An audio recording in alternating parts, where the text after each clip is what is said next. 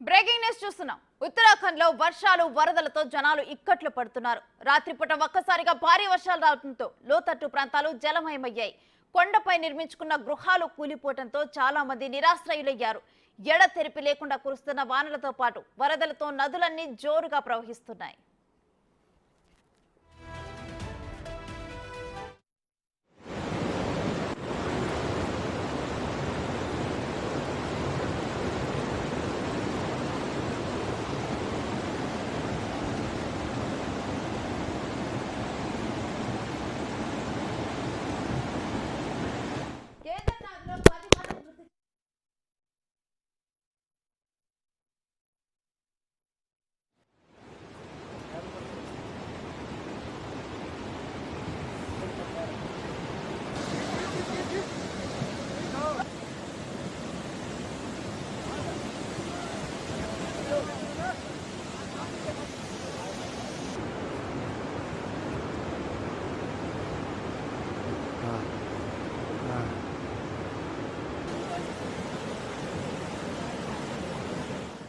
ఇక ఈ వర్షాలతో కేదార్నాథ్లో 10 మంది మృతి చెందగా డెహ్రాడూన్, హల్ద్వానీ, చమోలీలో వర్షాలకి నలుగురు అదృశ్యమైనట్లు తెలుస్తోంది.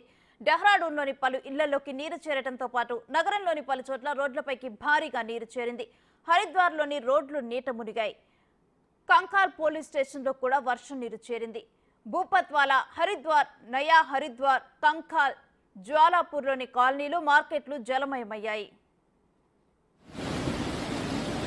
नदी का जल स्तर फिर बढ़ा हुआ।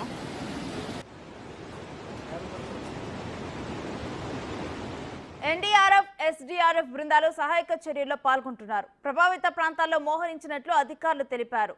బింబాలి చౌకీ సమీపంలో 25 మీటర్ల ఫుట్పాత్ కొట్టుకుపోవటం, రాళ్లు పడటంతో కేదార్నాథ్ మార్గంలో చిక్కుకుపోయిన 200 మంది ప్రయాణికులను సురక్షిత ప్రాంతాలకు తరలించినట్లు అధికారులు తెలిపారు. మరోవైపు చార్ధామ్ యాత్రకు సంబంధించిన తారా రిజిస్ట్రేషన్లను తాత్కాలికంగా నిలిపివేశారు.